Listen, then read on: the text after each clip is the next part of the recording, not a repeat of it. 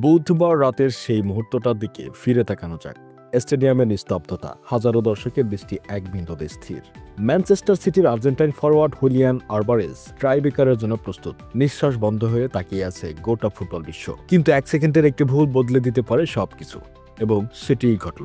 Alvarez এগিয়ে গেলেন, shot নিলেন, বল জালের দিকে ছুটল। গ্যালারি উল্লাসে ফেটে পড়ল, কিন্তু মুহূর্তেই বাঁশি বাজল।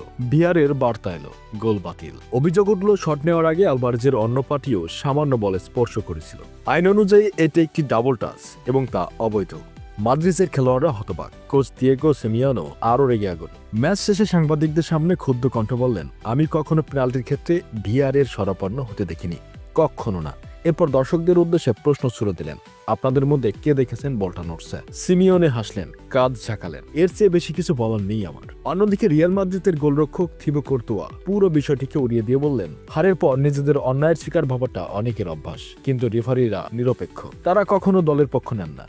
এই বিতর্কের মাঝেই উয়েফা এক বিবৃতিতে জানায়, আইন 14.1 অনুযায়ী রেফারির সিদ্ধান্তই সঠিক, তবে অনিচ্ছাকৃতভাবে ডাবল টাচের ক্ষেত্রে এই নিয়ম পূর্ণ বিবেচনা করা হবে কিনা সে বিষয়ে ফিফা ও আইএফ এর সঙ্গে আলোচনা হবে।